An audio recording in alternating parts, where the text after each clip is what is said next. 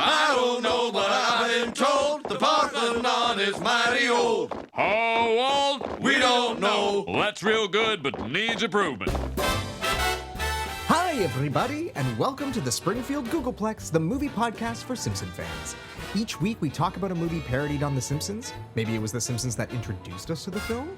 Or maybe when we finally saw it, we realized, oh, hey, that's where that Simpson joke comes from. Regardless, each week, we pick one that at least one of us hasn't seen or hasn't seen in a while, watch it, and come together to discuss. I'm your host, Adam Scholes, and joining me, as always, is the private Pyle to my private Joker, my co-host, Nate Story. I don't know how I feel about saying that you're Private Pyle. I had really like a lot of trouble with this one because there aren't really any friends in this movie. No, that's true. For a while I had the Charlene to my Private Pyle, but Yeah, that also felt kind of bleak. I don't really want to be a rifle. Yeah. So To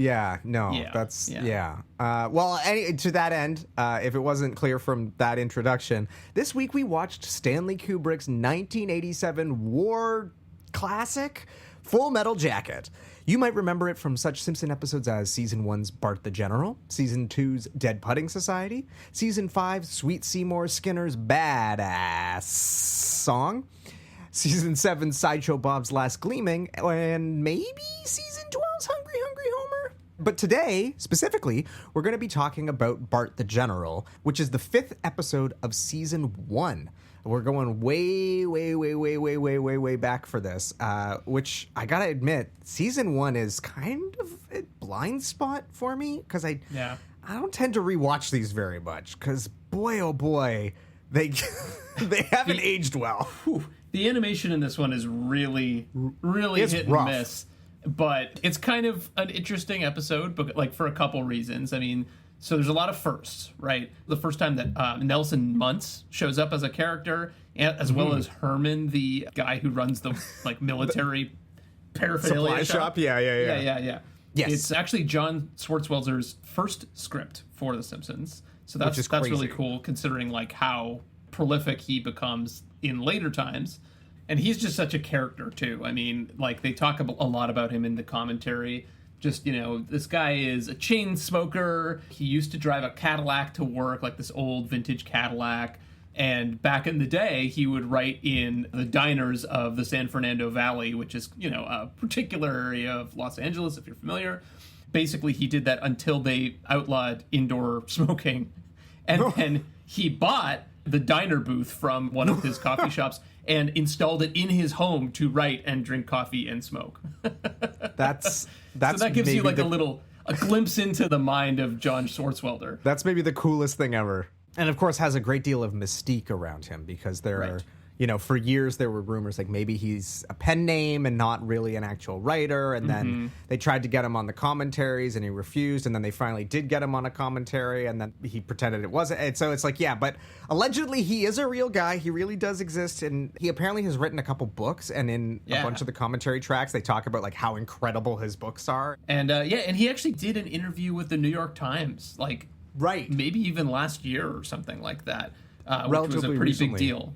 Yeah. So that's kind of cool. And the other thing that's kind of a landmark about this episode is that it is one of the first really movie-heavy, parody-heavy episodes. Really heavy. It's funny that we talk about like how rough the animation was, because like I noticed almost immediately the lip sync is terrible. Like there's the scene where Bart first comes onto the bus and he's talking to Otto, and like it literally looks like it could be like a Japanese anime dub. The lip sync is so like just loosey-goosey. Yeah, exactly.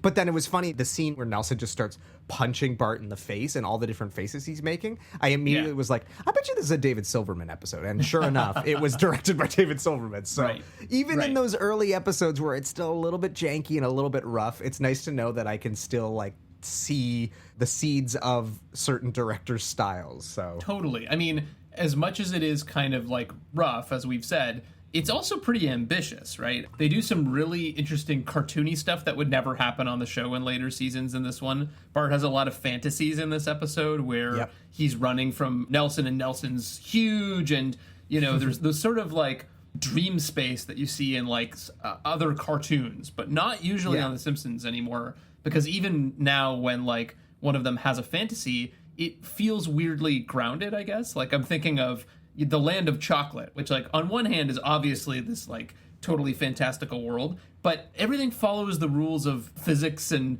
like right. Nothing is like stretched and extended in any kind of weird way. It looks like the real world, but made of chocolate, you know? Totally.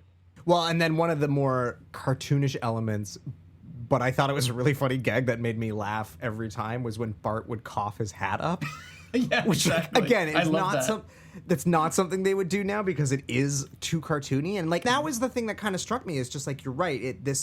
The show hasn't quite developed into what it obviously became. It felt much more like a cartoon, whereas right. we've sort of said, like, as it evolves, it basically becomes an animated sitcom versus a cartoon. And it was kind of interesting to sort of see that trajectory of how the show has shifted and evolved, but also to your point of in terms of the sheer number of movie parodies in this, that there is sort of that thing that would become the through line through the rest of the show. Like, it's laying those seeds. Yeah, totally. And I mean, it's just a mashup of war movies, right? Right. It's like, this is their war episode. And so they're like bringing together Full Metal Jacket, of course, but also like there's a lot of Patton in here. There's a lot of including the score, which was like the right. thing that I sort of like dug the deepest into my brain, like hearing that echoing trumpet, and I was like, "That's from right. Patton, right?" And I literally had to look it up because I'm like, "I'm pretty sure that's from Patton." I'm sure it is, but and not even a sound-alike, because of course we don't have Alf Clausen yet, for one thing, right? Which becomes his sort of specialty. But also Patton is a Fox movie, and so they could get the actual rights to use the music. But then you also have moments from Stripes, which is, a war comedy, as well as The Longest Day in here. So it's all kind of mixed together, and that becomes kind of like a classic Simpsons move to be like, we're kind of parodying a genre, and you might recognize bits and pieces from specific movies, but it's also kind of a general parody. Like I think of Bart the Murderer, where they're doing a bit of Goodfellas, a bit of The Godfather, a bit of Godfather Part 2, like all of these different things kind of coming together. So that's like their gangster episode, So it's interesting seeing the seeds of that sown here in a really ambitious way, even if it doesn't pull it off to the same sort of level of quality as they would later, Okay, well, should we jump into the movie then? Because we don't have as much to say about this episode. Yeah, let's do it. Okay, so Nate, how would you sum this movie up in a sentence? It's funny because I feel like I could almost use the same summary I used for a chorus line with this one. Okay. In that it's basically all of these privates join the army and go through the meat grinder of becoming trained killers, right? That's pretty much the whole thing. It's about the process of them losing their humanity and becoming able to be adapted to war. So that's a little longer than a sentence, but that's a pretty straightforward movie in a certain way, which is unusual for Kubrick, I feel like. Absolutely. What is your background with this movie? We sort of discussed this in the Dr. Strangelove episode, that I have a very interesting relationship with Stanley Kubrick and his work. I'm perhaps not as fond of his films as other cinephiles. I certainly respect everything that he's made, but there are very few of his films that I would actively seek out to watch or rewatch. Sure. Look, 2001 is a masterpiece, but I owned Clockwork Orange and hated it so much that I gave it away. It's funny, in preparation for this, I was doing a little bit of research, and everyone talks about The Shining being the greatest horror movie ever made and all this, and the scariest movie ever, and I don't think it is. I don't find it scary. It's good. I'm not saying it's a bad film, but it doesn't really do anything for me. And on top of all that, I hate war movies. So it's like, okay, take a filmmaker who you don't particularly love, making a film in a genre that you actively dislike. Needless to say, this was not a film that I had really seeked out before this viewing. Sure. But for whatever reason, it was on sale on iTunes recently, and because it was sort of the one Kubrick movie of that period that I hadn't seen, I bought it when it was on sale, and it seemed like a good option for the show, and so we finally watched it. Yeah. Well, and helpfully, your wife and child were not present. They were away. Yes. So that was like the perfect timing to actually watch. It was the perfect time. Part of that was because I thought that the movie was like 2.5 hours long, because I guess in my mind all war movies are like super long. So I was like, oh, this is good that I have the house to myself. I can stay up late if I need to. And it's not. It's only 2 hours. But yes, I had the house to myself so I could have this, sound cranked up so that Ermey could shout at me for 45 minutes in the loudest. But yeah, what about you? What's your relationship with the film? Yeah, it's a good question. I don't know when I first saw this movie, but I think it was probably sometime in university. And I feel like I may have even owned it on DVD at some point. But definitely, it was a movie I liked at that age, right? But that was, I feel like, when I was sort of discovering Kubrick and got really wrapped up in it. And I feel like I probably watched it around the same time that I watched other Vietnam movies, right? Like Apocalypse Now and Platoon and all of those sort of like classic Vietnam War movies. And I haven't really watched it since then. So that's sort of where I'm coming from, is like I have this memory of it being, we'll actually get to this, but I think I said on this podcast, I was like, yeah, it's like one of the more accessible Stanley Kubrick yes, I movies. believe that's... And that was my memory of it. Yeah, and I think you also were the one that convinced me to watch, because you're like, oh, I think you're gonna really like it. Like it's really? Of Did all I of the say that? I think so. I think you convinced me that like of all the Kubrick movies, I think it's really up your alley. Yeah. Spoiler alert, it's not. Yeah. But I mean, like I guess I hadn't put together that you don't like war movies, so like I feel like I wouldn't have recommended it if I knew that. But compared to some of his other movies that can be very obtuse, like 2001 is an amazing movie, yes, but it is very like, what is this movie about? Like, what, you have to really dig in and think about it, and there's a lot going on. Whereas this movie has a thesis, and the thesis I think is pretty clear, and it kind of. Yeah, we're gonna unpack that, but yes, but I agree. Perhaps saying it's his most approachable is not the right term. It is his least obtuse film. Yes, it is, and it's his most perhaps like traditional in a sense. Conventional, totally. Conventional, yeah, that's the right word I would use. Totally. Yeah, certainly his most conventional of this film, period, right? Because there's obviously. There's some of his earlier movies, but like from this era, I think it's by far his most conventional movie. And I think that's what I was thinking of when I was like, yeah, it's his most accessible film, which is not true, I don't think, at all. It's a really aggressive film, but it is that's working one within, word for it. Yeah, it's working within the conventions of war movies to a certain extent, and kind of playing off of them in a way that you're like, if you've seen those other movies, you can maybe kind of like get what he's getting at a little bit. And, like, The Shining, 2001, Clockwork Orange, all of them are really interesting movies that I respect a lot. And also, maybe one of the great things about them is that you could argue about them for hours and never come to a complete conclusion about what it's all about, what various points of the movie mean, all of that. So this movie I don't think is quite the same in terms of that. For better or worse. Totally. Yeah. Well, let's actually talk about what the movie is about to that end. So this is the synopsis that we got from I sort of consider it to be iconic. If you were of the age when DVD was a thing, although these were also released on VHS in the similar packaging, but I vividly remember all of his, I think it was called like the Essential Stanley Kubrick or the Stanley Kubrick Classic, and it was like a white case with a blue strip across the top. And it was released in 2001.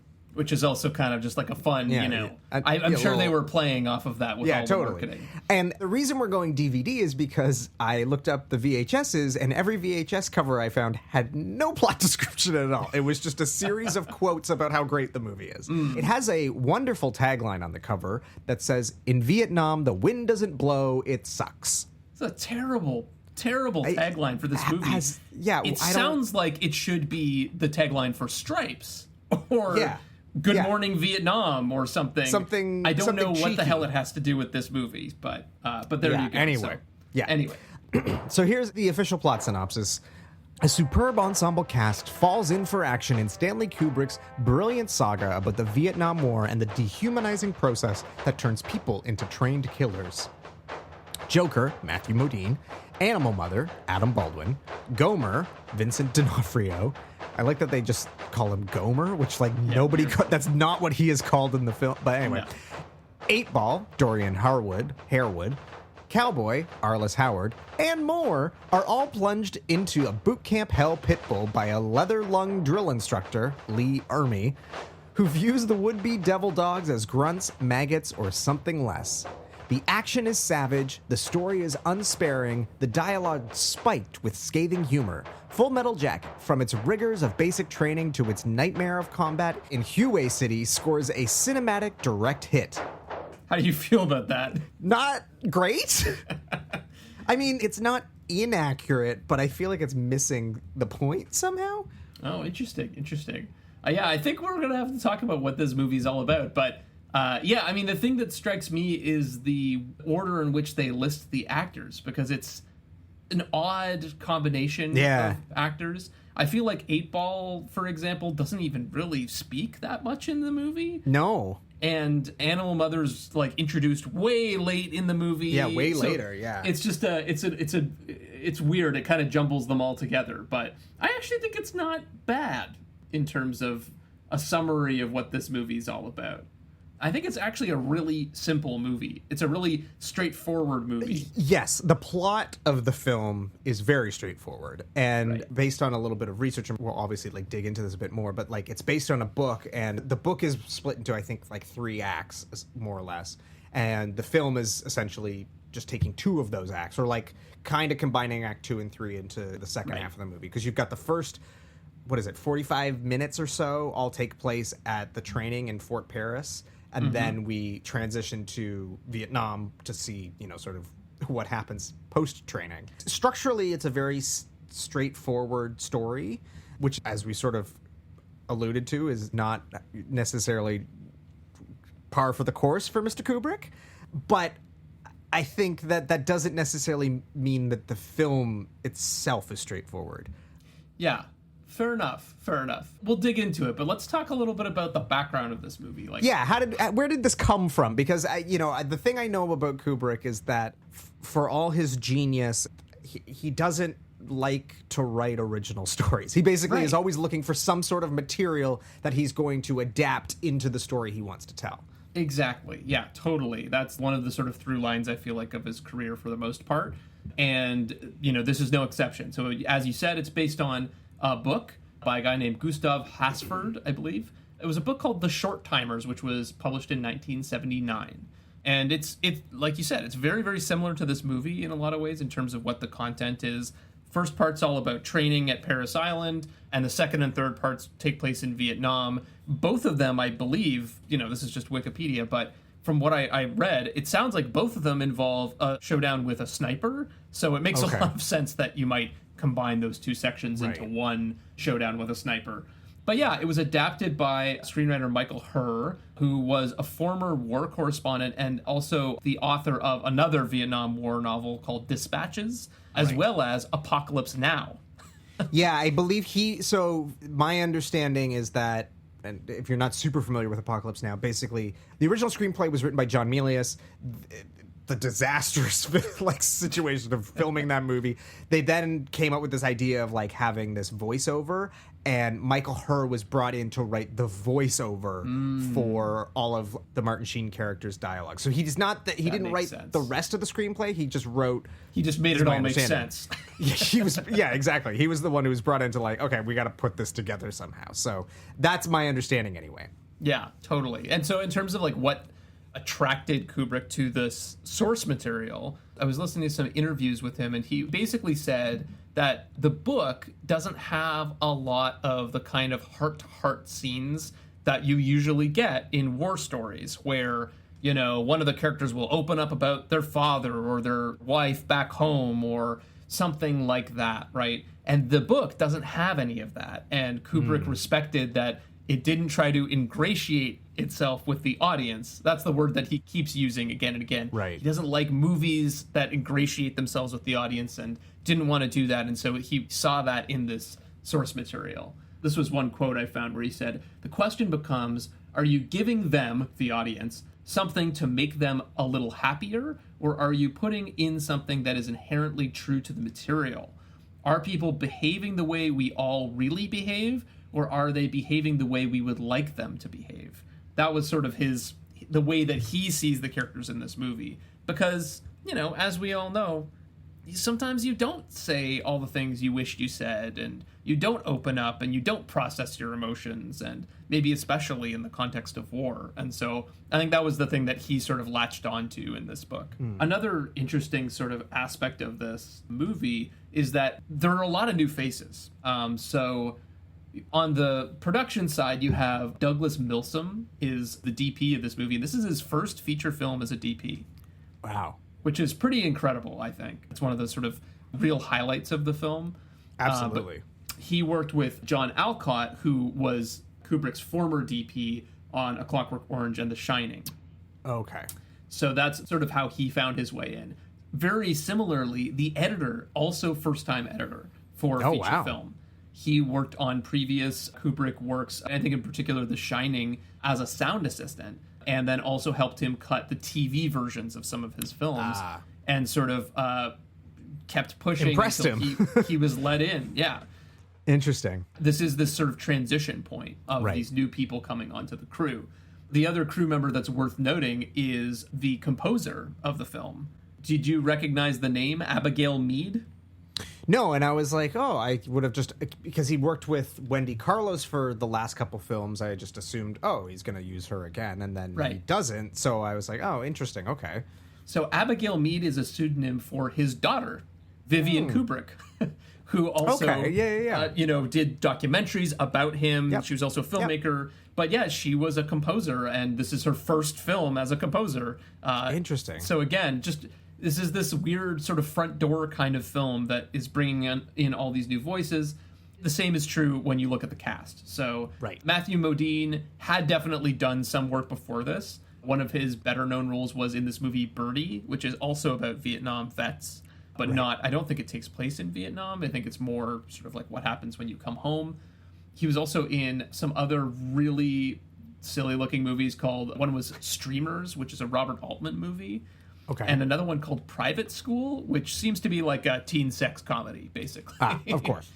You also have Vincent D'Onofrio, of course, who was, at this point, was basically working as a bouncer. And I think basically got into the casting process through a friend and then got the part, which is amazing. And thank God, because he's an amazing actor. Yeah, he's incredible in this movie. Arguably the best part of the movie, but we'll get into it. I think so. But he apparently was like close with Matthew Modine, and Matthew Modine had auditioned for this, and he was like, oh, you should absolutely like send in a tape for this, because I guess like because Kubrick really wanted fresh faces, they encouraged like any working actor, send a tape in, we're gonna look at everybody. And there was a video that went around a few years ago of this guy auditioning for this movie. Have you seen this video? I don't know if I have or not. Oh my god, it is it's like, hello Mr. Kubrick. It's like the guy is like you remember it now. That. Yes. Good day, Mr. Kubrick. You will view many different faces, see many people. You will find in me the finest actor in the lot, the most beautifully trained, the most capable. I ain't gonna walk again. We'll put it in the show notes. You absolutely have to watch this guy. Like, it is the most self-serious, most ridiculous audition tape you will ever see. Spoiler alert, guy didn't get the part. But this is how D'Onofrio, who was like, just basically working as a bouncer at the time, he ended up in the film. And like you said, like, thank goodness he did. Yeah. Yeah, and I think he was doing stage work at that time, but this was his big break. The other person, of course, this is sort of the famous story, I feel like, of this movie is Arlie Ermey, right, who plays the drill sergeant. And it's interesting because I feel like people act like he was never in anything before this, but he actually was. He was pretty involved in show business in general. I didn't know that. Yeah, so he was a military advisor on films before this. But he had also actually played a drill sergeant in a movie prior to this, The Boys in Company C, which is like not a movie I've ever seen or I don't know really much about, but it's another Vietnam War movie where he plays a drill sergeant. Go figure. And he'd been in a couple other things before. Even when he was younger, I think he got cast in commercials and stuff like that. I think he was in a Gene commercial. So he was already kind of, floating around, but he was originally, of course, brought on as a military advisor on this film, and slowly that role was recast with R. Lee Ermey in it. But after they saw him deliver the kinds of speeches that you see in this movie, basically, he was tasked with dressing down some of the extras to kind of, weed them out and see who might be the right fit. And they took video of it, and Kubrick loved it so much that they not only recast him, but they just started transcribing the things he was saying and adding it into the script. Wild. So wild. For me, he's the other sort of highlight of the film. As much as what you have to go through with him can be said to be a highlight, and we'll get into it. But his performance, which, there are people who would maybe dismiss that performance. I feel like he wasn't nominated for an Oscar that year because I think what people were saying is like, well, he's just playing himself, his real life. Yeah, like that. Yeah. But which is not entirely a fair assessment, but regardless, it is a jaw-dropping performance that he gives. Absolutely. Whether or not it's him acting, as it were, it's still incredible. Yeah, it's almost like saying, oh, well, that person's played that on stage before, so, that's basically not even acting. It's like, if you ever see interviews with R. Lee Ermey, he is not that guy when, when he's, like, not on. And, yes, he may have done that before at Paris Island, because he actually worked at Paris Island, where this film takes place. So he may have done that there as part of his job, but it's still a role that he's playing, So, anyway. Have you seen him in other stuff? I mean, I know you have, but do you remember what you've seen him in? I know that he did the voice of the army men in Toy Story. Yes. That's I think what I have seen him in other than this. You've also seen him in a little movie called Seven. Wow. He's like the police sergeant that's Brad Pitt and Morgan Freeman's boss. Huh. I totally forgot that. That's amazing. I'm gonna have to. But again, he's much more subdued. Yeah. And like to the point where you almost don't necessarily put it together that it's him. And then I don't know if you've actually seen this movie, but the thing that I always remember him from is in the remake of the Texas Chainsaw Massacre. Oh. He plays like Leatherface's, I guess, dad or whatever. Like I don't. Oh, but that's ringing a bit of a bell. Or the sheriff, right? Because like the bad guy, the guy who like owns the house that Leatherface is living in. So he's essentially like the villain in the Texas Chainsaw remake. Fascinating. He's actually a pretty decent actor. Yeah, with more range than I think he gets credit for. Too. Yeah, exactly. He does this so well that I feel like he's just typecast forever with that. For sure. So some other facts about this film. This movie is shot entirely in the United Kingdom. Which is insane. It's absolutely bonkers. So shot at Pinewood Studios, of course, but also at a Royal Air Force Base up in Swinderby, very British name. That's where like the Paris Island stuff takes place. Right. And for Vietnam, they used places within London.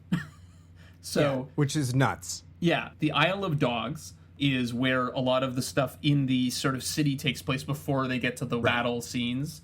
And then the battle scenes are all shot at the Beckton Gas Works. Those were condemned, so they were able to basically just, knock out a wall, blow them up, like do whatever they wanted to them. So much flaming concrete. And they were apparently chosen because the architecture is from like a similar era to when Hue was built. It's interesting too because it's like, I guess because of war movies, like in my mind, Vietnam is jungle. Like right.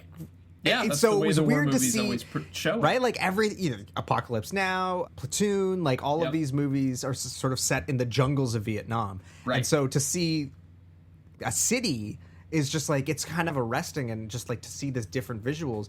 But to think that it's also just London is wild.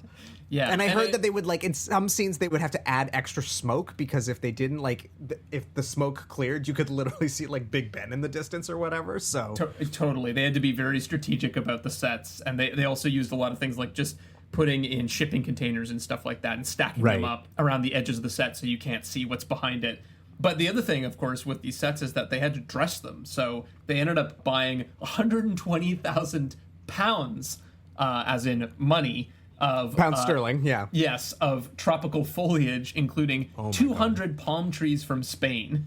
They had to add 100,000 plastic plants from Hong Kong. They had 6 Belgian tanks barged across the English Channel for these scenes. They also recruited 5,000 members of the Vietnamese immigrant community in London for all of this. So yeah, a huge amount of effort obviously went into transforming what you see on screen into some version of Vietnam. Total budget of the movie was about $16.5 million. At least that was the reported amount at the time. More recent estimates look like it's probably more like 30 million, which means it didn't actually do all that well in terms of how it played out at the box office. Of course, Kubrick famously does a lot of takes. And to just give you a sense of the scale of that, the editor had 120 hours or about 750,000 feet of footage to work with. Oh my god. Oh my god. Yeah, I'm sure that gives you like an aneurysm. Yeah. It's too much. Thankfully, at least Kubrick was working with him, so it wasn't just like all on him to figure out what to use. But yeah. And it also, based on what you hear of Kubrick of like, do it again, presumably you could just go to the last take and that's the one you're going to use, but who knows? I think that's right. I mean, from everything I was reading about why he does takes, it seems like it's because he's mostly frustrated with actors. And, the way he tells it is like actors don't come to set knowing their lines and having done their homework, basically. Right. And so he just kept going until he got whatever he wanted out of them and then was done. But some actors, it wasn't like that. Like Arlie Ermey, of course, apparently came to set very prepared and they wouldn't do as many takes. Right. I heard like it was generally like 3 or 4 takes and then that was it, which was, unheard of on a Kubrick set. Right. But I would take all of that with a grain of salt because I think, as we know from, like the documentary about The Shining, he doesn't treat his actors very well. That's one way to put it, Nate. Yeah, right. I mean, particularly in that movie, and there is, of course, like a gendered component of it, right? But even with the men in this movie, he would be dissatisfied with what they were doing as actors on set and would do take after take after take after take, but he also refused to communicate, basically, what he actually wanted out of them. So he would just say, better, more intense, things like that, more, better, and then expect them to kind of figure out what that meant, which is a lot to ask of someone. One of the things that bugs me about this movie and bugs me about Kubrick in general is that there's a lot of sort of film bro vibes about all of it, right?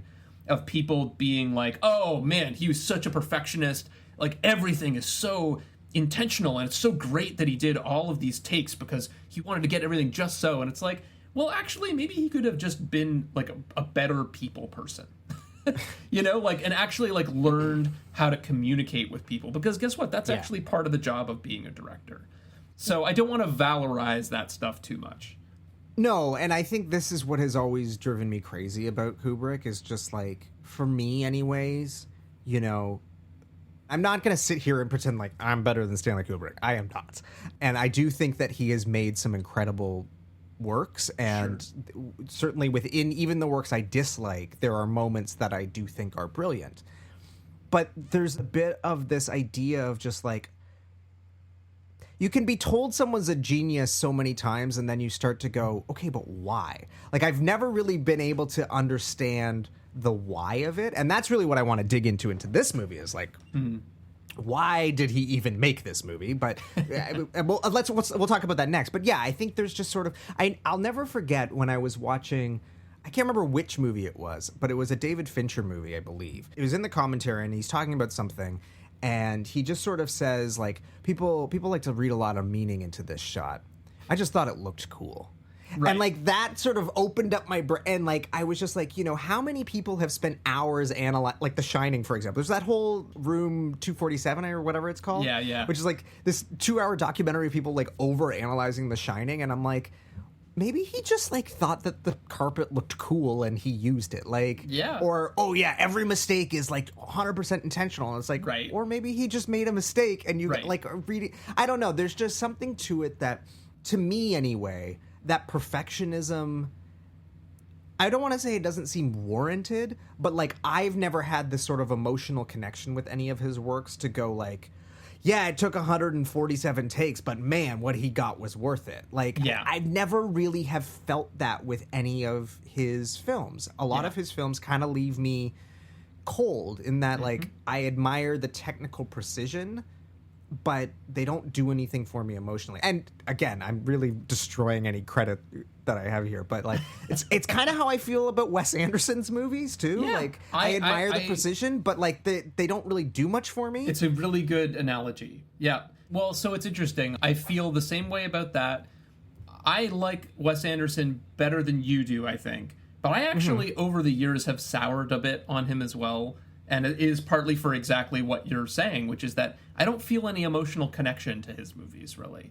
The only one that I love adamantly still is The Royal Tenenbaums, and it's because the actors in that have enough leeway to act and bring out all of the amazing things that they add to the movies, whereas after that they get so mannered that you kind of lose that. And I do think Kubrick definitely has that same aspect of it, right? Where it doesn't feel like he is really allowing the actors to bring a whole lot to the films. Well, what's weird is I think, like, it's why 2001 is probably my favorite Kubrick movie, because, like, the actors kind of are superfluous. Like, they're just there to witness what's happening. Yeah, there's no plot, really, or, like, what little plot there is kind of, like, convoluted. It's just, like, it's beautiful imagery, and, like, Kubrick is like, he makes beautiful images, so like when that's just what it is, it works. But it's when there's more to it that it just starts to fall apart. So okay, well let's get into this, because this is the thing I really want to dig into, because I didn't really enjoy the movie. I will say I do think the first 45 minutes, which you know is 45 minutes of Arlie Ermey yelling at his platoon and by association us, the audience, it is incredibly affecting. You're literally getting beaten up for like, you're almost as if someone has wrapped a piece of soap in a towel and beat you with it for 45 minutes. That is certainly powerful, but again, and I'm framing this all with the understanding that I don't particularly like war movies, mostly because I feel like they're all doing the same thing. It's like everyone has the thesis of like, war is bad.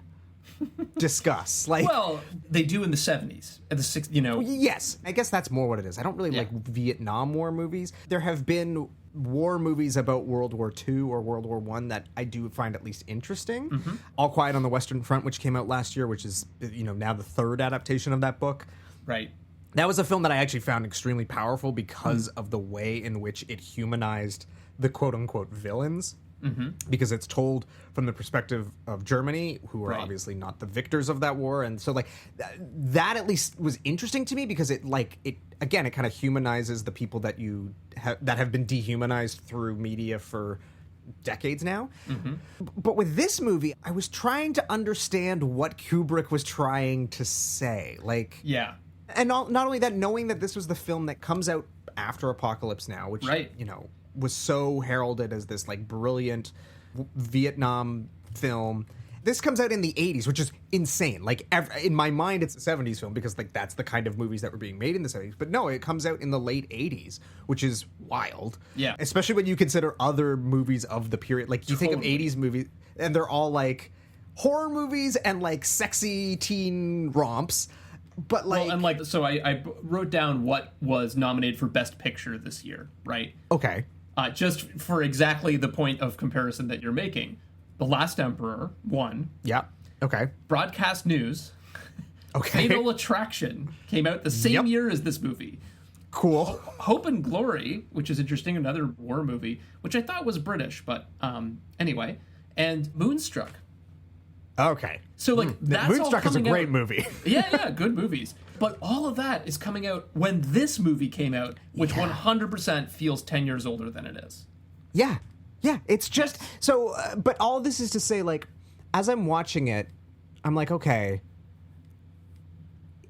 obviously I don't think that Kubrick is pro-war, but I just like, to me, his thesis, whatever his thesis is, and maybe I'm just unclear as to what his thesis is, but to me, his thesis isn't different enough from all of the other Vietnam War movies that I've already seen to warrant doing another one. And I know that, like, I watched the sort of special feature on the iTunes edition of this. They have like a short 30-minute documentary. It's very like EPK kind of. It's not particularly strong, but you know, they say like Kubrick, you know, what he does is he waits for everybody else to do something in a genre, and then he comes out and makes the best one. And I'm not sure that I agree. I don't think that this is the best Vietnam War movie. And like lots of people, I can't remember who the filmmaker was, but there was some filmmaker who says like the first 45 minutes are the greatest movie ever made. Right. And I don't know that I would agree it's the greatest movie ever made. It's certainly the best part of this movie, though. If the movie had ended after the Paris Island bit, I could get on board of being like, this is really interesting. I'm really into this. I appreciate this. I see why everybody thinks this is so brilliant. But the second half of the movie, like, it doesn't do anything that groundbreaking or that different to, like, make me go, yeah, this is a masterpiece. I don't know. What do you think? Am I completely off base here? No. I think that I broadly would agree with you on the first half versus the second half, and we could talk more about those soon. But just going back to what you were saying about, like, what is this movie about? What is Kubrick's take on this that's different than other people? I think what he is really drilling it down into, this word actually comes up even in the description on the back of the DVD cover, but it's this issue of dehumanization, right? Right. Of, like, what do you have to do to a person to survive or even thrive in the context of war? And you see all these people dealing with it differently throughout the movie, and the first half is all about taking away the humanity of these kids, right? Who are supposed to be, like, in their late teens. They're younger than we are. And so the very first shots, right, are of those guys getting their heads shaved, right? So that they all start to look more alike. And a fun fact about that, apparently they were trying to shoot this scene and it wasn't quite working right, so they asked Ermey about it, and he went and talked to one of his army guys and found out that actually what they use is they use the clippers that you use to shave poodles to do that job. Oh, shit. And so that's what they ended up using, right? Which just, again, it just reinforces this exact message, right? Of like, look, you're just like... They're treated like animals. Right. You're just part of this machinery now, and we're going to shear you like a sheep, basically, so that you're now ready to receive the sort of verbal assault, the physical assault, to become a tool, to become a weapon, right? One of the scenes that really drives this home for me is in the training scene where Ermey, I should start calling him by his character name, Sergeant Hartman, he is talking about some of the greatest Marines that have ever lived and, you know, the greatest marksmen, right? And the people he's talking about are assassins, right? They're terrorists. Yeah, because he's talking about, like, Oswald and stuff, right? Yeah, exactly. Those individuals showed what one motivated Marine and his rifle can do. And before you ladies leave my island, you will all be able to do the same thing. That's the thing, is that they're taking the act of killing completely out of context and saying, doesn't matter whether he killed a president or he killed a Vietnamese soldier, same thing. That's the message that Sergeant Hartman is trying to tell them.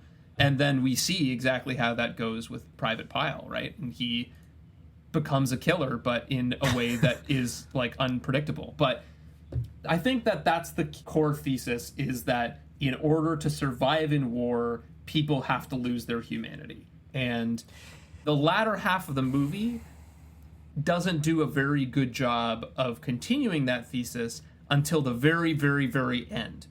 And to me, the ending almost makes it work, but there is just this, like, half-hour chunk where they're kind of wandering around and he's injecting other stuff into the movie that doesn't totally work for me. And that's I think, my problem with it overall. I think, to that point, like, part of the issue is that for that thesis to work, you almost need all of the men who go through the training to then be in the second half, but they aren't. You get Joker, and then he eventually runs into Cowboy. But otherwise, we're introduced to a bunch of new characters. And I guess the assumption is, like, well, they've gone through the same... Like, you talked about this earlier. Like, one of the things that Kubrick didn't want to do is sort of, like, to give the backstory of all of these people so that God you start forbid to, like, we connect. care about anyone. Yeah, but again, I think for that thesis of like to show how these humans are broken down and become trained killers. And not only that, the person that we follow is Joker, who is this character who's kind of an enigma, and you don't really he's got the peace sign, but also he says like born to kill, and so he's like the dichotomy in and of himself, and he's not there as a marksman he's there as a journalist. Right. Like he wants to photograph and document the war. Mm-hmm. So I don't know. I think like part of the thing with that as well is that they're taking away their humanity, but they're also all kind of building up these other personas, right? Mm-hmm. Like Private Joker, right? So he has to be the funny guy. And one of the interesting things about this movie is that none of the jokes that he makes are very funny, right? Like as an audience member, you're not laughing at what he says, but he's always trying so hard to make a joke. And I think that might be intentional. I don't think he's supposed to be particularly funny, but he's just always trying, and that's the level that you engage with him as a character. Like, you don't get to know anything else about him, basically. You just get to see him be Private Joker, right? Put on that mask, and then you maybe get a little bit of a glimpse of something else when he's trying to help Private Pyle just survive boot camp. And you see that he's actually kind of has this nurturing side, but it doesn't, in the end, I think one of the things this movie's trying to tell us is that nurturing side actually doesn't serve him very well in this context. Right. And this is where the message is a little bit complicated from what Kubrick is saying. Is like, is he, against war or pro-war? I can't tell. Is because I think what he's saying is war will kill people like that or just destroy people like that. And there's no room for it. And I don't think that he's advocating, therefore, people should be weapons. But I think he's saying that that's kind of just what happens, is that the people who aren't weapons don't survive, either because they're killed or because they break down. And it's a weird message, but I think it's mostly there, and I think most of the movie does a good job of supporting that. But then there's this chunk in the middle where he's in Vietnam being a journalist, and you're kind of like, I don't know what this is about. Yeah. Yeah. Well, let's talk about those two acts then. So let's talk about Act 1, which, as we mentioned, is sort of the training montage, for lack of a better. It's basically like the entire first act is a training montage, more or less. Yeah, so it's funny that these two acts, of all the movies to say that this reminds me of, it reminds me a bit of My Fair Lady. Oh, okay. In that the first act is all about the transformation, and the second act is all about the consequences of that transformation. Right, okay. Interesting. And so the first act is just like, learning how to speak like a proper English woman. You have these people coming in, and it is literally the whole thing is like a training montage. I was thinking about it, and I was like, this is more like a poem than a novel, where it's just rhythm. It's just this cutting back and forth. A lot of the musical aspect of it is diegetic, right? It's them singing these songs, and you just keep returning to the same things. That's the other thing that reminded me of poem, is like, you keep coming back to them jogging and singing. Yep. You keep coming back to the obstacle course. You keep coming back to them at the barracks at night. It's just this kind of rhythm that you keep going through, and then it's sort of slowly progressing forward, where you see Pyle failing, and then things escalating between him and the sergeant, and then eventually him and the other cadets or whatever, privates. It's remarkable how relentless it is, because basically, like, the movie starts, like, it just starts, like, totally. They get their heads shaved, they end up at the barracks, and then the abuse begins. Yep. And I believe it goes for about 17 minutes before we get our first sort of like respite, and then I think it goes for another like 15 minutes or so, and we get another sort of like pause on it, and then finally, like, at the 45-minute mark is when we transition to Vietnam. So it's arguably some of the best editing of all time, because of the way that it manages to balance the sheer level of abuse from their sergeant to then taking a break to sort of give you a second to sort of like catch your breath. And you have that beautiful moment with Pyle and Joker, which that's the sort of first moment of like real dialogue between characters. Yeah. There are a couple moments where the sergeant is like asking, "What's your name, Private?" or whatever. But like an actual like dialogue sequence doesn't happen until, again, it's like either the 17 or 30-minute mark. Mm-hmm. It's kind of what we talked about with horror movies and thrillers, and like how horror movies have that thing of like constantly ratcheting up the tension, and then they got to release it so that they can ratchet up more. Like, this film does that arguably better than any other piece of work that I've ever seen. It's genuinely remarkable. And I hated every minute of it. Because it was so visceral. Like, it was so hard to watch. Yeah. And, like, there's no violence. Well, until there's no blood and gore until the end. There's no blood and gore till the end, but it's just, it is awful to sit through, and I'm just like, why would anybody put themselves through it? And to think that these poor guys, knowing Kubrick and his love of multiple takes, I was just sitting there going, good God, like, this must have been like months of their life was just literally showing up to work every day to be yelled at by this terrifying man. And then be yelled at by another terrifying man behind the camera. Right. Or at least, have snide remarks made about you. Yeah, exactly. There was one story that I remember, I can't remember which actor it was, but, they're on like the 30th take, and one of them is like, oh, God, what does he want? And Kubrick hears him say this, and he just pops out from behind the camera and goes, how about better acting? Jesus, what a dick. Yeah. This guy. Kind of an asshole. But it's incredibly intense. I think one of the things they're relying on is that for all the abuse, and it is abuse that Ermey is sort of like lobbing at them, the dialogue is, I'm sure, like nothing else people had heard in cinemas at the time. I mean, it's hard to... This is one of those films that absolutely, without question, suffers from the fact that it was so groundbreaking and sort of set a standard moving forward that would go on to be parodied by The Simpsons and in Toy Story, like, of all things. Like, it's very, very hard to look back on it knowing everything that's come after it, that to sort of put it within the context of what it must have been like to see for the first time when it first came out.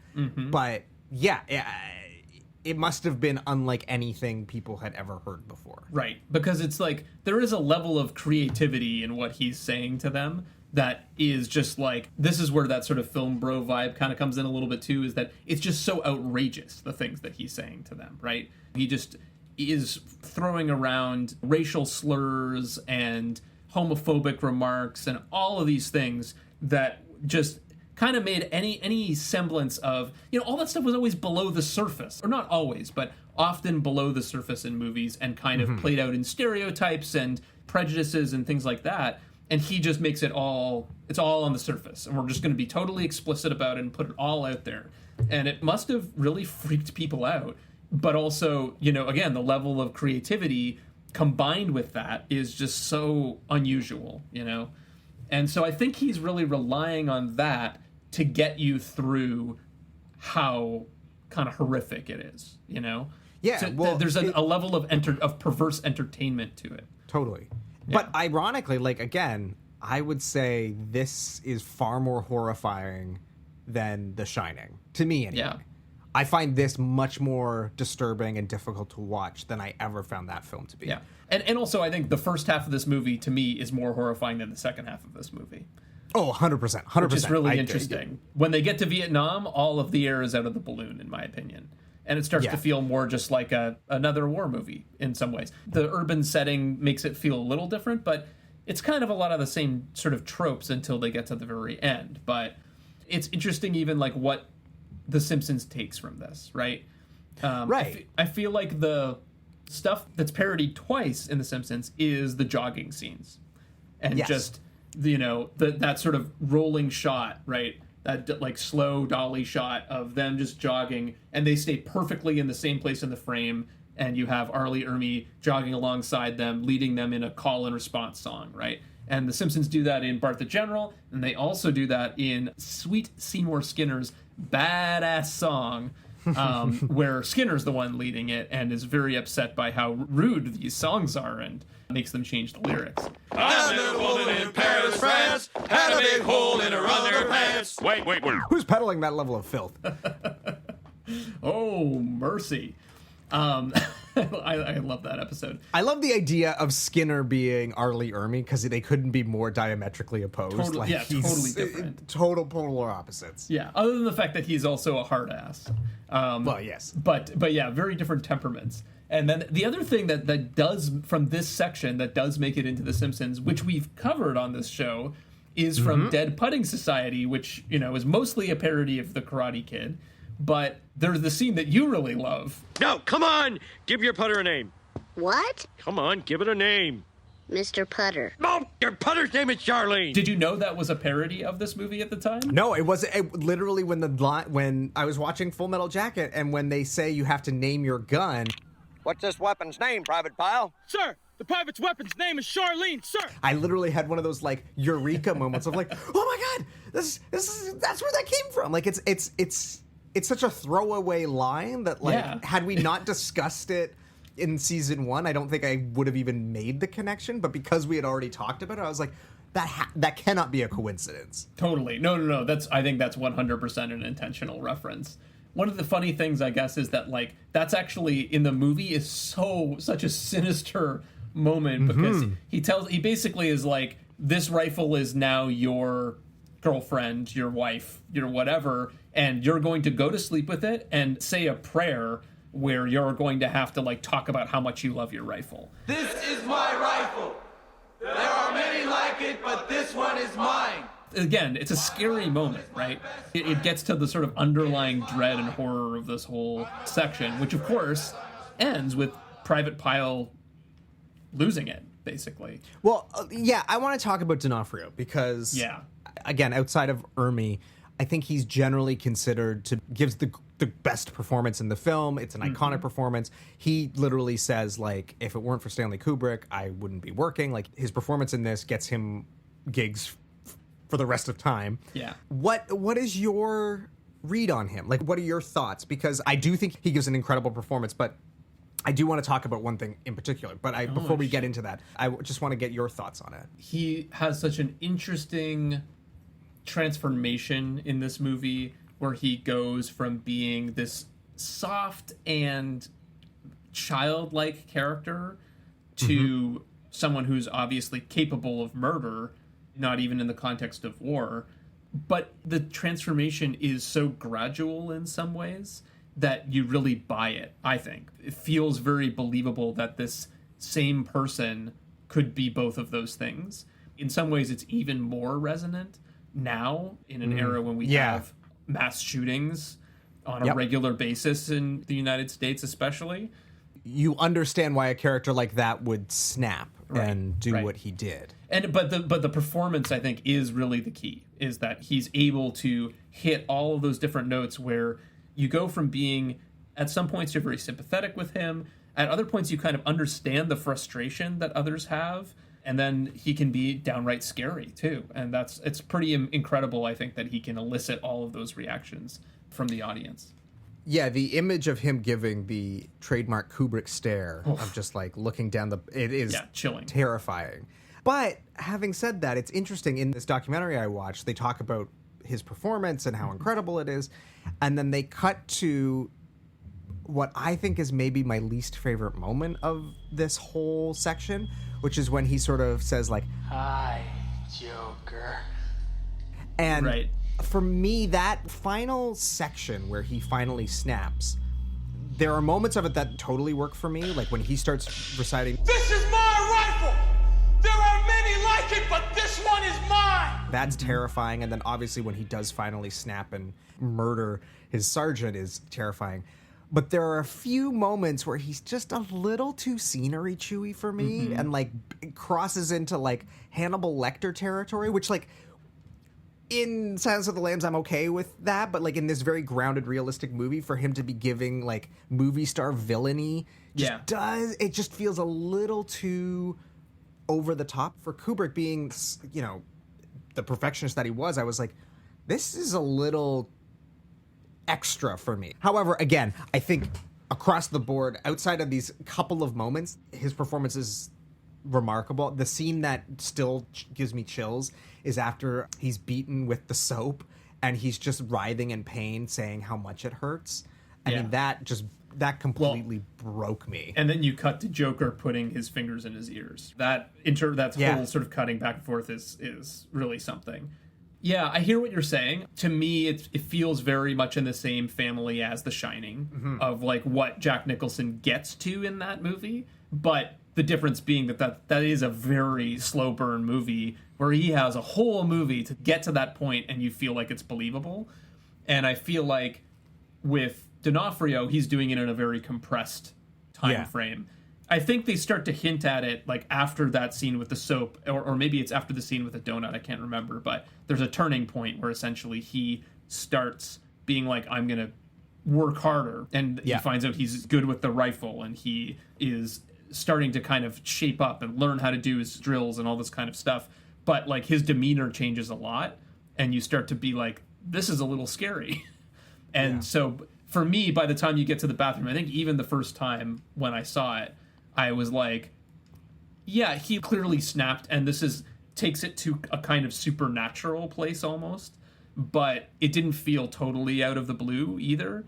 But I hear what you're saying. It does get to be a little bit, I don't know, just big. Well, and it doesn't help that this is one of those scenes that, again, and I've talked about this numerous times, of scenes that were spoiled for me by the AFI 100 TV special. So and it may not have been the one, it might have been the 100 Thrills. I can't remember specifically which special it was, but like I had seen this scene before, not in its entirety, but obviously like I had seen the what is your major malfunction, like all of it. So I kind of knew what was coming, which did deflate it a little bit, though not nearly as much as I might have expected. Like it was still incredibly intense, and I think what helps is actually Matthew Modine in this scene. The fact that he's like terrified of what's going to happen next. It feels very really grounded. Yeah.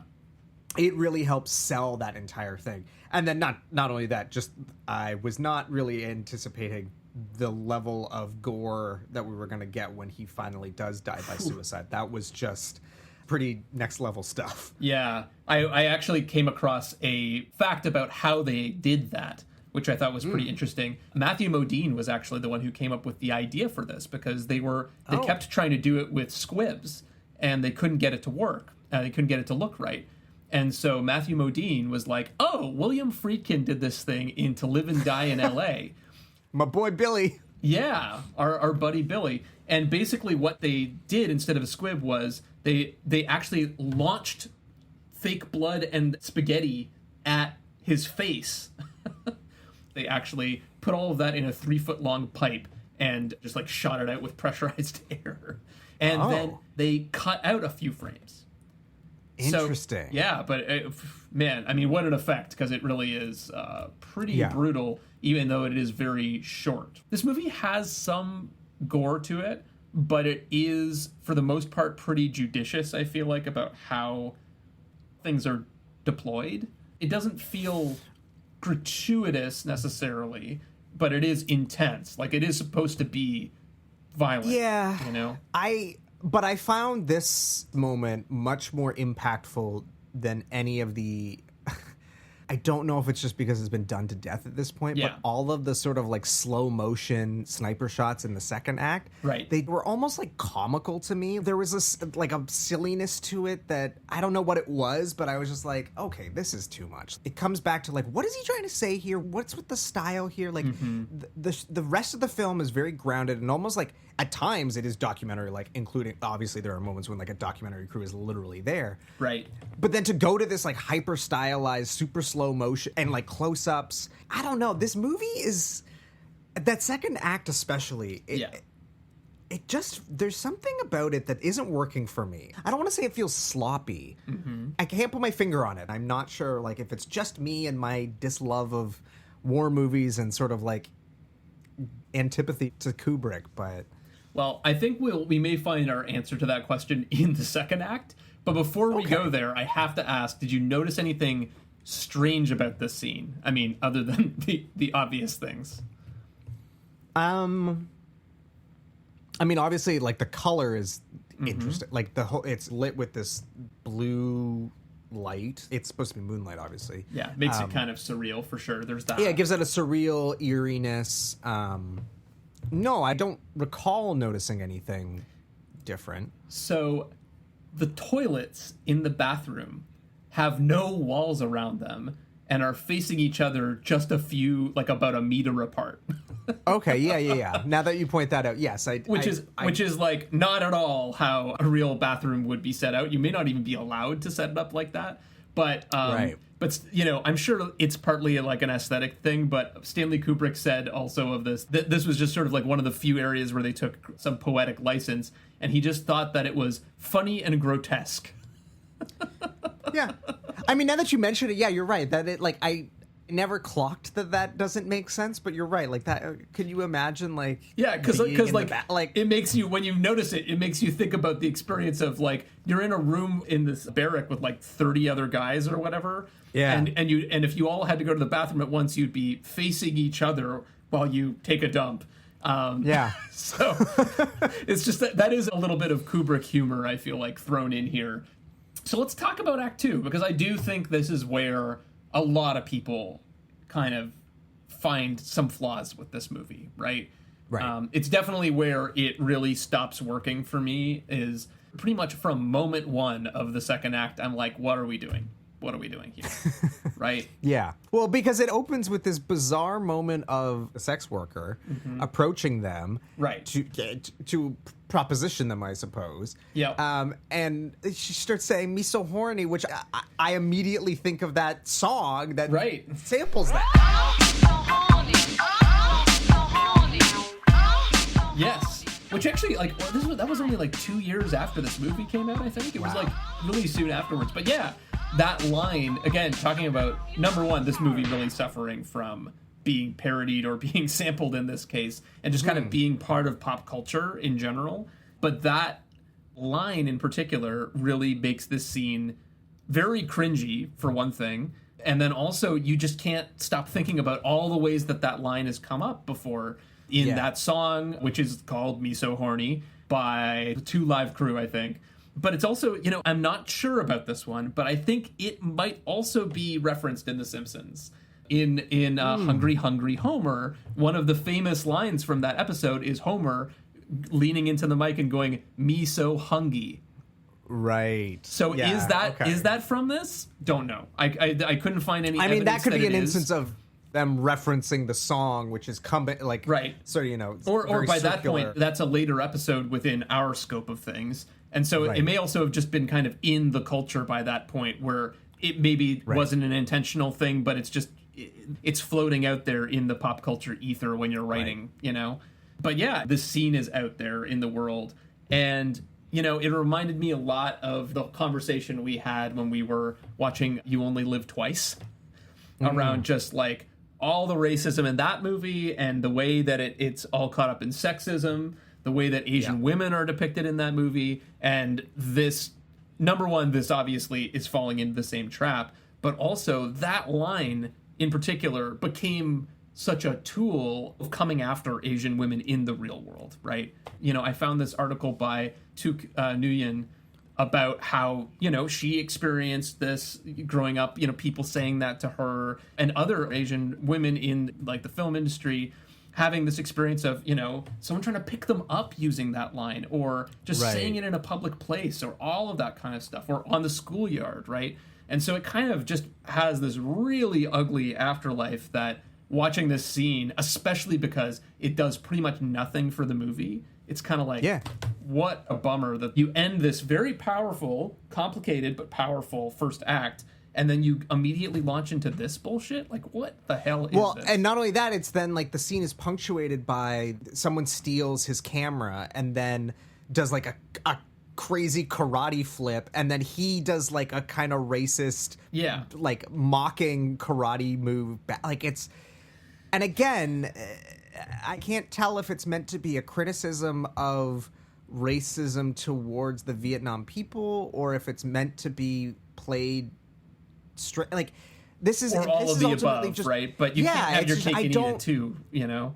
And this is what I struggle with this film, is like, I don't understand what Kubrick is trying to say. And I've heard people say that he wasn't trying to say war is good or war is bad, war is just war. And I'm like, but that's okay. Like, then why do I need 2 hours? Like, you have to tell me something with this. And that's really what the first act, I feel like I understand what we're trying to say here, but then the rest of the movie, I really don't. I think maybe the final moments of the film kind of pay it off, but not nearly enough to justify the meandering stuff in between. I don't know. I think this is where I'm struggling. Yeah, I feel like the final sniper fight ties back to the first act thematically, But then, this part that we're talking about right now is where you go off on this detour, and it starts dealing with stuff that has nothing to do with this question of dehumanizing people, becoming a weapon, becoming a killer, all of that. Once you get into him actually working for this military newspaper, Private Joker works for Stars and Stripes, it's called. And I feel like Kubrick starts kind of retreading some of the same shit that he did in Dr. Strangelove here, where it starts to just like the stuff people are saying is just jargon. It's all kind of like papering over the ugliness of what's really going on, right? Where you're talking about kill counts and you're talking about the perception of the war, and it's all about sort of the marketing of the war, and it's like, that's kind of a different movie. You're making a completely different point in this section where it's like about the journalism around the war, which again, talk about something that's been kind of done to death in one way or another. That's kind of what we all think of about the Vietnam War. First televised war where you had people on the ground. Yeah. You have the government trying to spin it in one way or another for however long the Vietnam War was, right? Like a couple decades. It starts veering off in that direction. And then they just kind of wander around for a while until they find Private Cowboy, who, whatever his rank is now, Cowboy, and his crew of people, and then they do some other stuff, and then eventually they have the sniper battle. But that whole section in there is so mushy, and the themes completely change.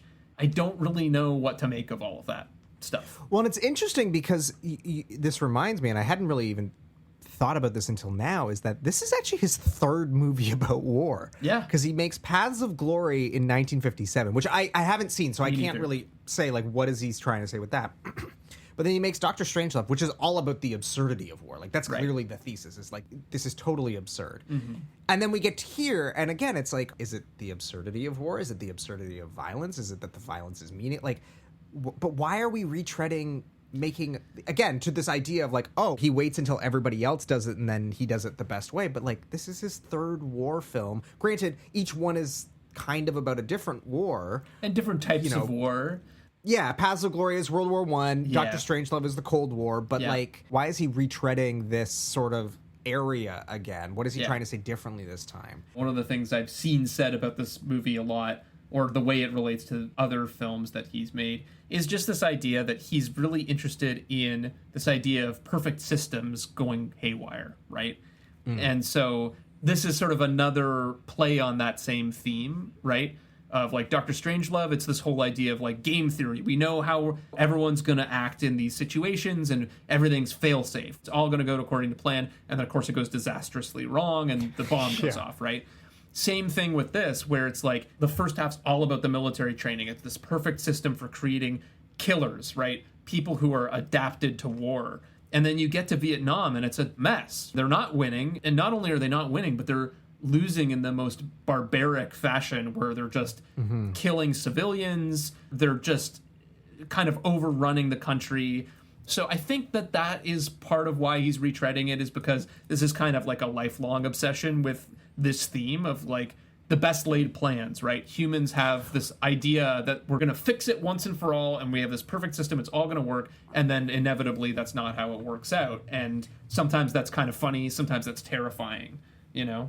Well, and not only that, there's also this interesting line that comes up multiple times, which, again, I can't remember who says it either time, but it's something to the effect of like, we're supposed to be helping these people and all they do is shit all over us. Right. And then later, someone echoes, we're getting killed for these people and they don't even care. I guess there is sort of something about the futility of it all and like, why is this even happening? But they don't see that maybe they're not really helping. Maybe you shouldn't be here. Like, yeah. And it's super unclear too because like you hear all these interviews with the various soldiers and it's really unclear at that point how seriously you're supposed to take what they're saying.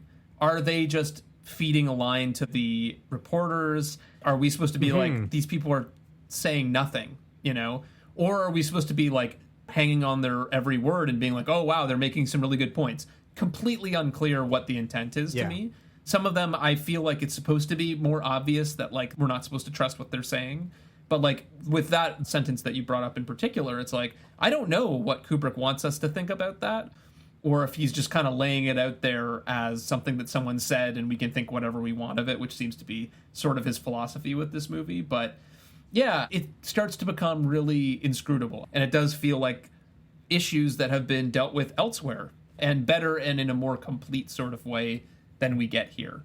So we get a couple new characters here, right? 8-Ball is kind of just, he was on the back of the DVD, but isn't very plot essential, I would say. But one of the ones who is fairly plot essential is Animal Mother, right? Yeah. Played by Adam Baldwin, right? Who is this guy who's really into war and kind of just wants to be a badass, like one of the sort of pop culture references that keeps coming up also in this movie is John Wayne, right? And Joker keeps making these jokes about John Wayne, first about the drill sergeant and then about Animal Mother. Basically, it's like anytime someone's trying to be kind of macho and like a cowboy, he'll make a joke about John Wayne. And so when he meets Animal Mother, he makes the joke again. Very similar vibes to Dr. Strangelove as well, where in that episode we talked about how each one of the soldiers is sort of a different American stereotype, right? A cowboy, a gangster, a perfect soldier, like all that kind of stuff. So I feel like that's coming up here again. But anyway, so Animal Mother is kind of this John Wayne cowboy type character who is always ready to kill people, doesn't really care who he's killing, it seems like. And in some ways, maybe is the perfect result of this system for training killers. That's one way I think you could read that character is like, oh, he came out exactly how they wanted him to come out. Right. But one of the things that I noticed this time that I didn't notice before is that I feel like Vincent D'Onofrio and Adam Baldwin look a lot alike. A lot alike. And so I actually pulled two headshots that I want you to take a look at and tell me which one is which.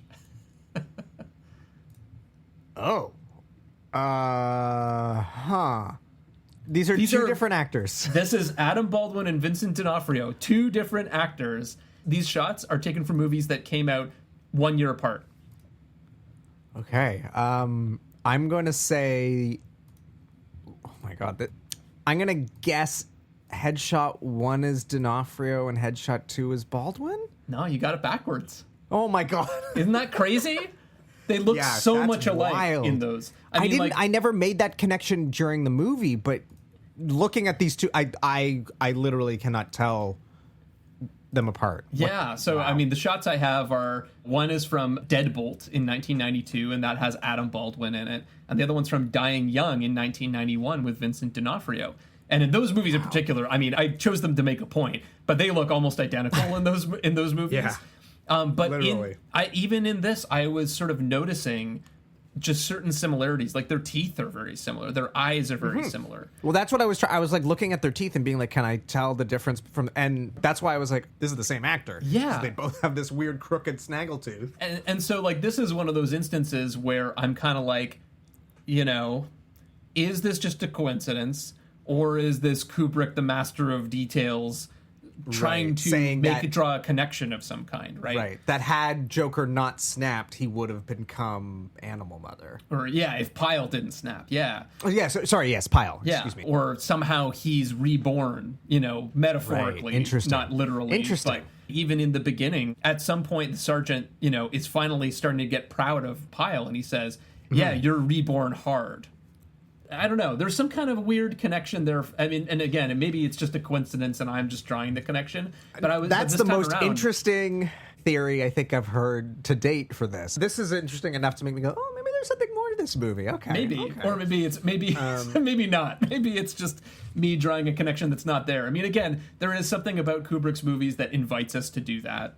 Totally. And this is a movie that has a lot less of that, but the way they look alike really just kind of made me think about those two characters together as kind of counterpoints, but especially because one dies at the end of the first act and the other only shows up in the second act, right? And so maybe there is some kind of transformation that's taking place. But that's really, I don't really know what it means, other than the fact that maybe they are both logical conclusions of the system. Yeah. Fascinating. Okay, I do want to talk about the sniper climax because, again, it's sort of the other iconic sequence from the film. Yeah. And I've been a little bit dismissive of the film on the whole in this section as well, but I will say that I did find this sequence pretty tense. Maybe not the first chunk of it, but by the time that the like first 2 or 3 guys have gone in and been struck down, and like they're getting to the point where it's like, okay, we're running out of men here, and the sniper is still taking us out, and I'm starting to be like, are they gonna make it? Because again, this is not one of those sort of traditional movies where it's like, we know that the good guys are gonna win in the end. Like, right.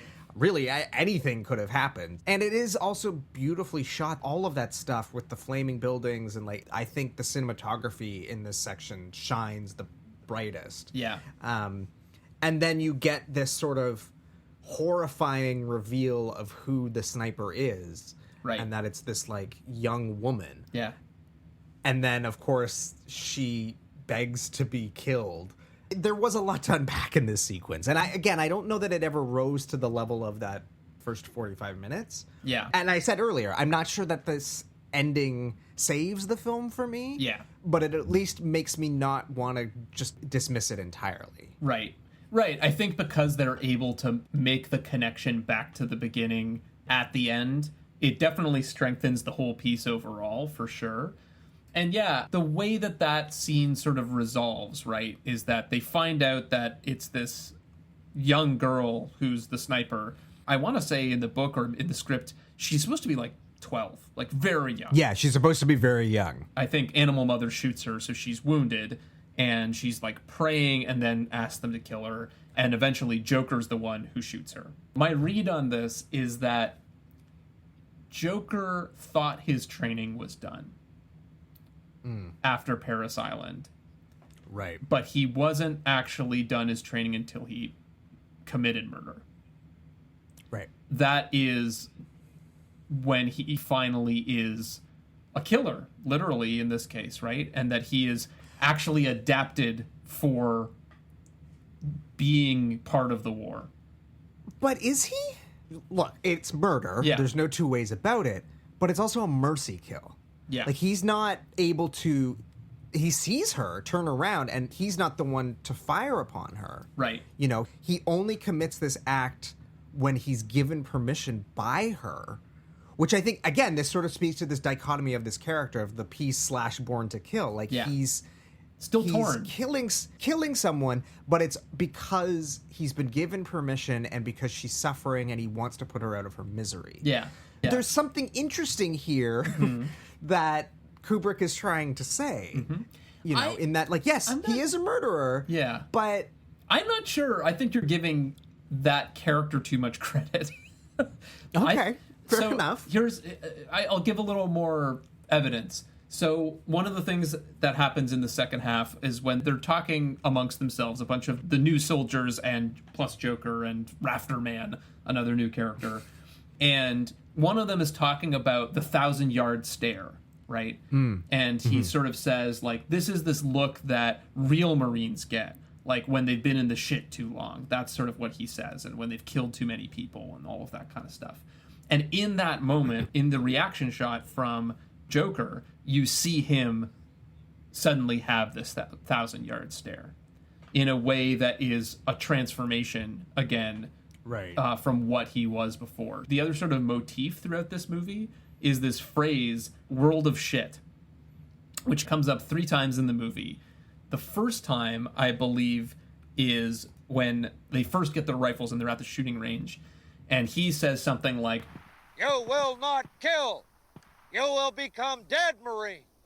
And then you will be in a world of shit." The second time is when Pyle is in the bathroom.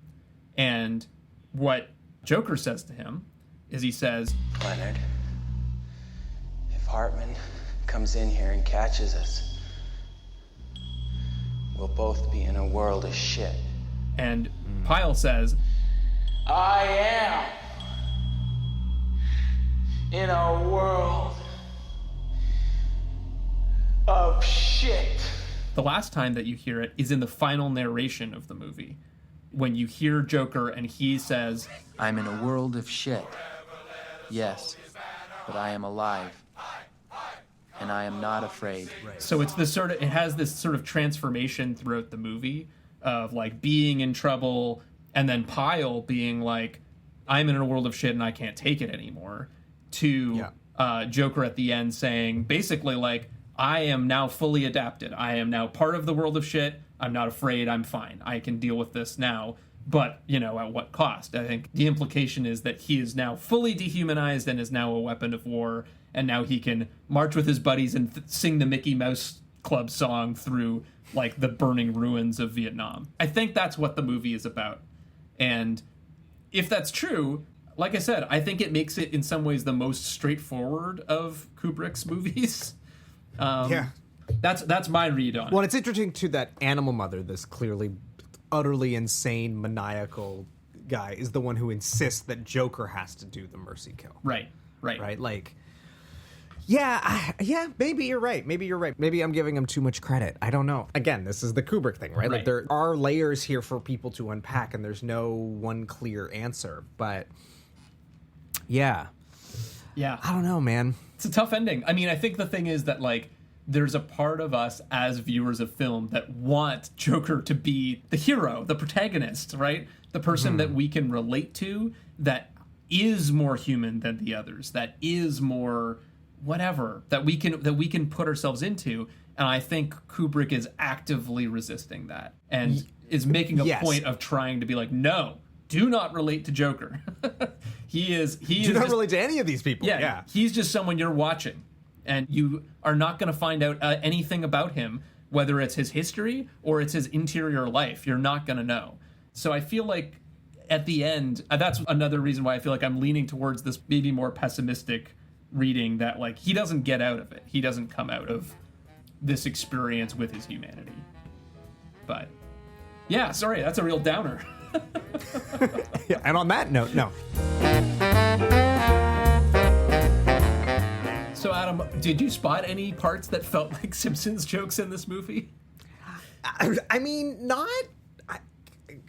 I guess like some of the insults that are hurled at the guys, like I guess it reminds me of the scene in Sideshow Boss Last Gleaming when he's reading out the, you know, if you don't open that door, I'll tear you up like a Kleenex at a snot party. You say you're in the military? Sweet Enola Gay, son.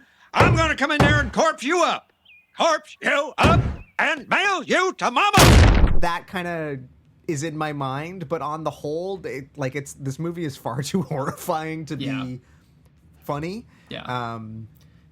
What about you? The only moment that stuck out to me is part of that first half that's all basically montage, but where Private Pyle is forced to march behind all of the other privates with his pants down and his thumb in his mouth, which reminded me a lot of the scene from 22 short films about Springfield, where Nelson Muntz is forced to walk with his pants down by the very tall man. And by this make the subject fun? Yes, no, that's true. One of our favorites to parody. Oh, yeah, so good. Yeah, so that was more like it reminded me of that, but it was also very hard to laugh at that because it is so brutal. Yeah. So yeah, not an uplifting movie, I would say. Even though, you know, The Simpsons managed to parody it and kind of transmute it into something funny and enjoyable, but I guess that's true of a lot of the Kubrick parodies. Absolutely. So in terms of performance, Nate, how did this movie do? Like, I you know, it's one that I've obviously heard Kubrick people refer to and people talk about it, but as far as I know, it is not considered to be on the same level as, say, a 2001, The Shining, A Clockwork Orange. Like, those three seem to be the ones that everybody cites, and then comedy people also will always cite Dr. Strangelove. This one kind of flies under the radar. Yeah, totally. And I think that even the performance at the time kind of reflects that in a lot of ways. Like, so opening weekend was about 2.2 million, which is, you know, fine. And the total gross, like, up to the present is 46.3 million. So interesting. With like that 30 million budget, that's really not great. So yeah, like, you know, not a huge like crowd pleaser. Not a blockbuster. Not a blockbuster.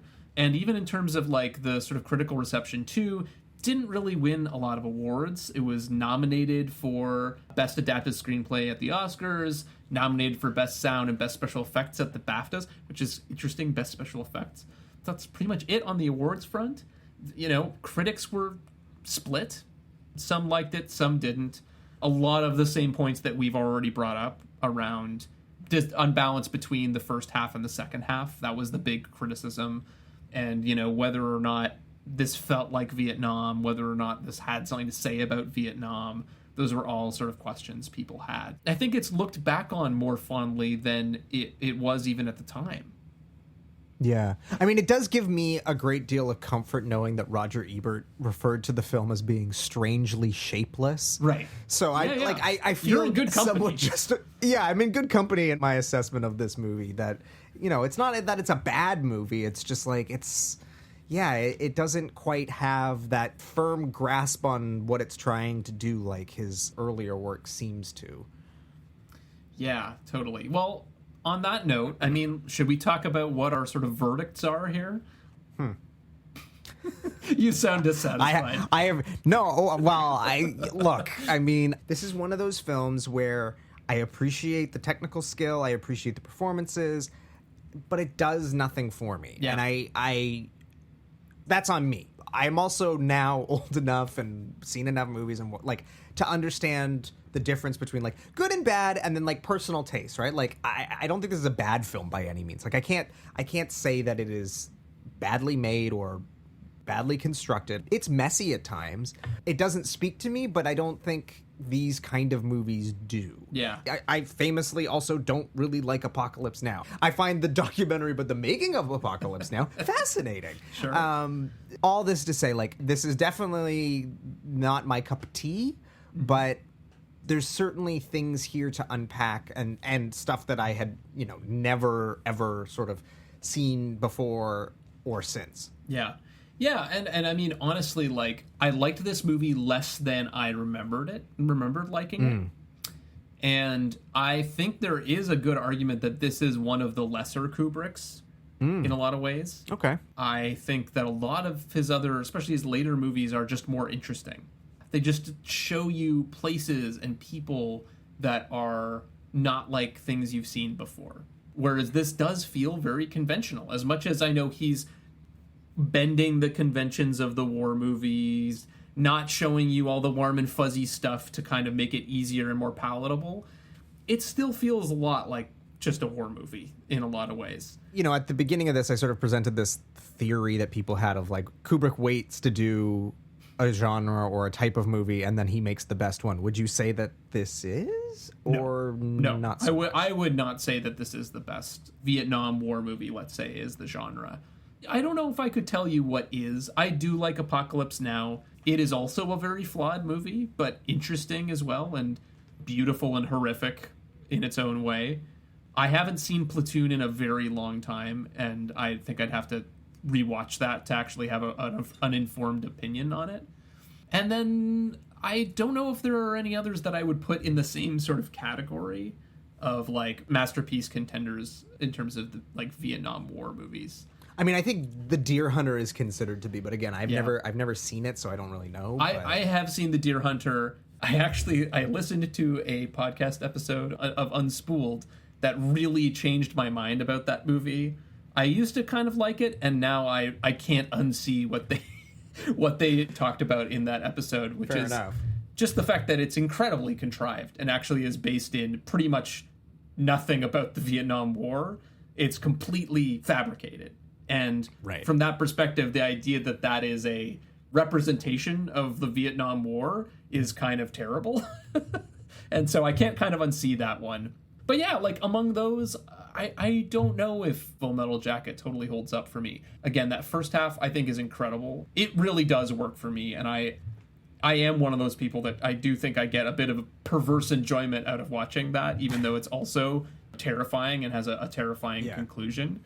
But it is just moving, you know, from just that pure filmmaking standpoint. Everything is just clicking, right? The cinematography, the editing, the performances, it's just moving along. And from that standpoint, I think that part of this movie is incredible. which is why it's the part that gets parodied. I don't know that I would agree with that filmmaker, and I wish I could remember who it was, because it was someone relatively legit. Like, I don't want to say it was Orson Welles, but it was like a name that you would know and respect. I don't know that I would agree that it is the greatest movie ever made, but I certainly, like, yeah, if this movie had ended at that 45-minute mark, I would, without question, be like, yep, masterpiece, like, stone cold masterpiece, incredible work. It's a shame that the rest of the, the next hour and 15 minutes never managed to rise to that level, which, totally.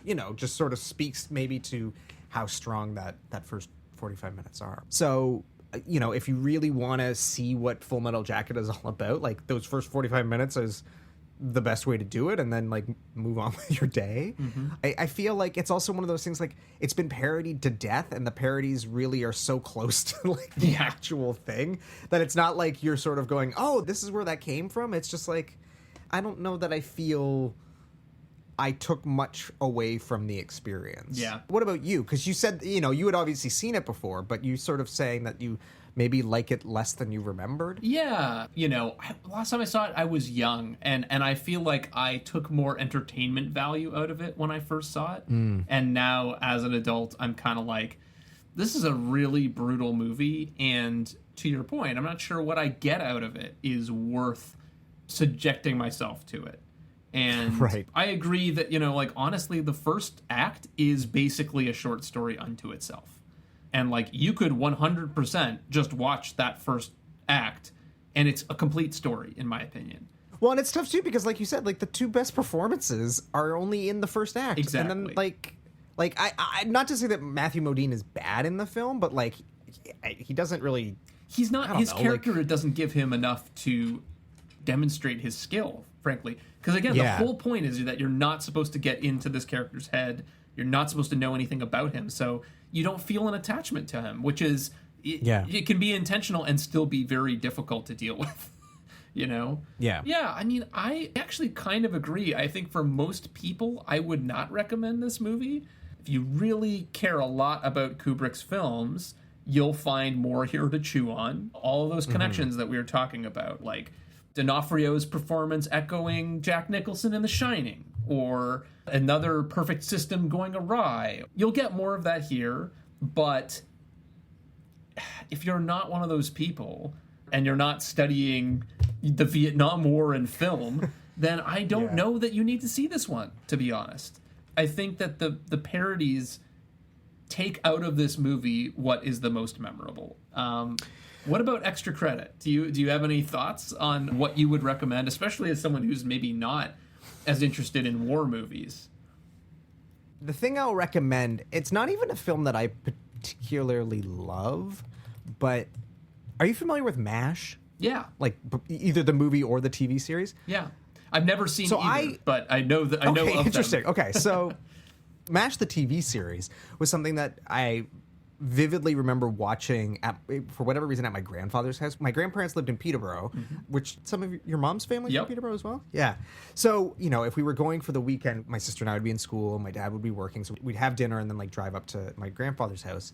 And usually by the time we would get there, it'd be later at night. And this was in that era when, on cable, they were running, shows from the 60s and 70s just because there wasn't enough content. It's hard to imagine a time when there wasn't, too much content. And anyway, one of the shows that would be on when we would usually arrive was MASH. And for whatever reason, we all, myself, my grandfather, and my parents all, would enjoy this show. So we would just sit and watch a little MASH. Yeah. And it's it's an interesting show. It is a sitcom, as it were, but with, a darker because it's about these military doctors in Korea. Right. But it's based on a book that was then adapted into a movie by, I think, actually, it's the one Robert Altman movie I've seen. Yeah. And I remember as a kid, because I liked the TV show so much, that when I found out that there was a movie, I, rented the movie. And the movie is a completely different tone. Right. It is way darker, way bleaker. It doesn't have Alan Alda being cracking wise. I revisited it recently, a year or two ago, and I hadn't seen it since I was a kid. And it's not really my cup of tea, but it's interesting in its approach to this sort of black comedy of war. Right. The thing that I sort of struggle with is that some of the stuff feels very, very out of place in like watching it in 2020 with today's society in mind. Sure. But it's hard to tell if it's meant to be satire or if it's just a reflection of the morals of the time. Like, it's very misogynistic. Sure. Which, again, I can't tell if that's intentional because it's trying to draw attention to that. Right. Is it depicting it or is it condoning it? Exactly. So there's some elements of it that I struggle with, but to me, when you talk about the sort of like the absurdity of war and all of these things that I think these kind of films tend to try and talk about, it's interesting because it's not doing the thing that movies like Apocalypse Now or Platoon do, because those are dramas. Like, they are very serious. They take everything very seriously. Whereas MASH is a comedy. Yeah. It's not a straightforward comedy, but it is still a comedy. So that's definitely something that I think people should check out if they haven't. And then obviously we alluded to it, but Hearts of Darkness, which is this documentary about the making of Apocalypse Now, which is sort of told through the perspective of Eleanor Coppola, Francis Ford Coppola's wife, who was on set during this insane period of making that film. And she's reading from her diaries and stuff, and it's this brilliant behind the scenes look of that disastrous production. And I think it reflects everything that Apocalypse Now is trying to talk about. Hearts of Darkness does a better job of getting to it because it just shows like the absurdity of like trying to continue while you're failing, and just like, we just got to keep going. We just got to keep going. We know we're not going to succeed, but we just got to keep going. Quagmire. I think it's a brilliant film. I like it way more than the movie itself. It was really, really hard to track down for many years, but now I think if you get the Blu-ray of Apocalypse Now, it's included. So it's much, much easier to get your hands on. So nice. Highly recommend that. What about you? I am going to recommend something that is almost the polar opposite of this movie, but also a war movie. Okay. It's called The Best Years of Our Lives. And it's a movie that like was very lauded at the time that it came out, which I believe was literally right after the Second World War, but I feel like has kind of dropped into oblivion. Yeah, it came out in 1946, and it's about vets returning to their home life after the war and really kind of like struggling to find their place. And I think, as a comparison to Full Metal Jacket, the thing that is beautiful about this movie is that it is all about the humanity of these people who went to war and came back and are trying to pick up their lives again. It's a really incredible movie. It's also a very memorable experience of going to the theater for me, because I remember we were in California. My wife's family's from there, and so we were in Palo Alto, and they have this amazing rep theater there called the Stanford Theater, and they were doing a double bill with this, and I can't remember what the other movie was, but we went and saw it, and it was just like this beautiful movie palace. They had an organ at the intermission, and they were, and they had cheap concessions, and this film was also just so incredible. It's well acted, it's touching. The other cool thing about it is that some of the actors were themselves vets, and again, this is 1946. One of them, I believe, is actually a double amputee as well. And so just in terms of the sort of groundbreaking nature of this movie coming out when it came out, again, for the time, it's very naturalistic too, which is just so unusual. It doesn't feel like any other movie I've seen from 1946. So yeah, it's kind of a counterpoint to this movie, I guess you could say, in terms of really reaffirming the humanity of people who go to war. Well, thank you so much for joining us for another episode of the Springfield Googleplex, the movie podcast for Simpsons fans, brought to you by the fine folks at thatshelf.com. If you enjoyed what you heard, please leave us a review and share this episode with the Simpson fans and film buffs in your life. Really does make a huge difference. I know every podcast says this, but like, it really, really does. So please, review us, give us 5 stars, do all that stuff. It would mean so much to us. And until next time, Nate... We'll see you around the Plex. See you around the Plex.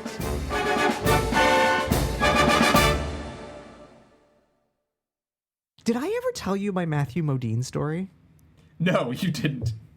Okay, so this is our bonus content for this episode.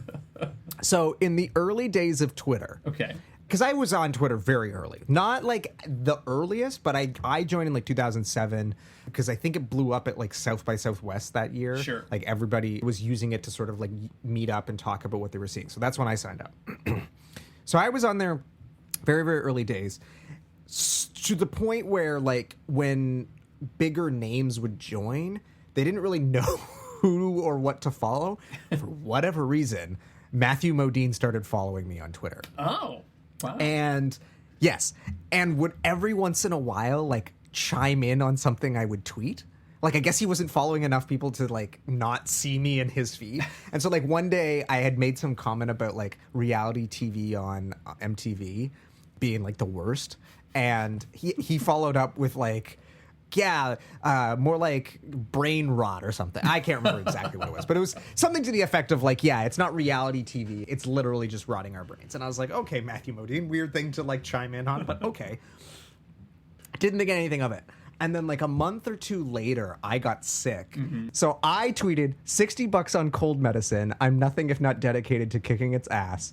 Matthew Modine responds, should have spent $50 on organic fresh pressed juices. It's nutrient-rich food your body is hungry for, not commercial medicine. Wow. And I was just like, okay. And I responded, I was like, well, maybe if I was making Dark Knight Rises money, because he had just been in The Dark Knight, I could afford fresh pressed juice, but I'm an assistant editor, so it'll have to be Advil.